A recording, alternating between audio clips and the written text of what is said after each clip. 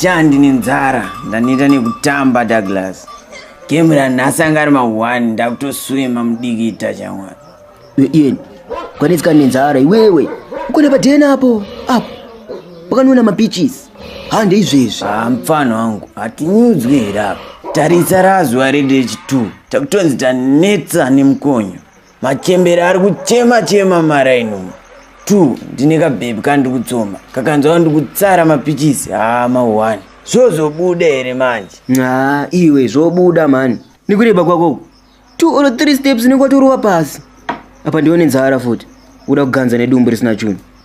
Ndakuende. Ngatibaye.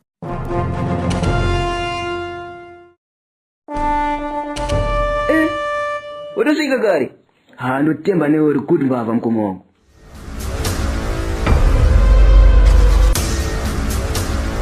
Shamari, umwita mutazara. Iwe ane mangani? Ini ndani tu. Kasipani mnakuya.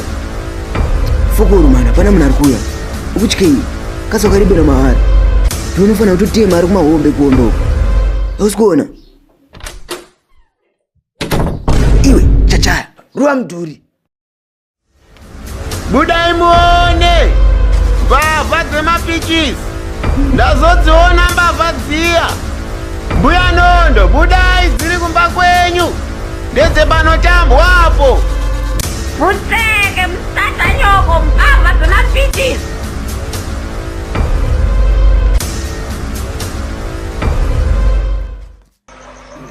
Tisvikewo mbuya Nondo. Oi mbuya murefu. Kasi hamusi kugeza nzeve kani mazuano. Ndadedzera ndigodedzera kuti Mbavha hamuna kunzwa kana kubuda panze. Ndanga nchitogeza ndokunzwa dhi kunge kiti zukuro vachitsokodzera munda mangu. Mbuya Nondo, ndaivaona vana ivavo. Ndaivaona kubvira kare, asi ndaida kungoona kuti zvichasvika kupi chete. Mungati kuita here koko? Vanoda kufiritwa, kuisirwa roga ndopa vachaziva kuti hazviitwe. Asi ichokwadi mufungi. Asi vakaisirwa roga, handi vanozofa here mbuya Nondo? Aiwa, ndokuti vadzidze, kufa ndiko kudzidza kwacho ikoko. Ivo vabereki vangasiye vana vachidai so. Ndaona mumvuri wakareba zvikuru. Ndikambofunga kuti ipore magetsi.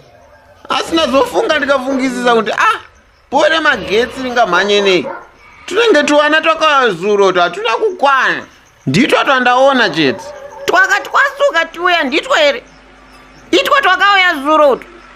Hede, inga mbuya Nondo mukurarama kwenyu mega. Tunin'ina twapundo tkuvaroi. Ndaona chidiki chacho chiri kumashure chichirwisana nemusoro chichiremerwa nekumhanya. Mabva mapedza. Vanin'ina vapundo.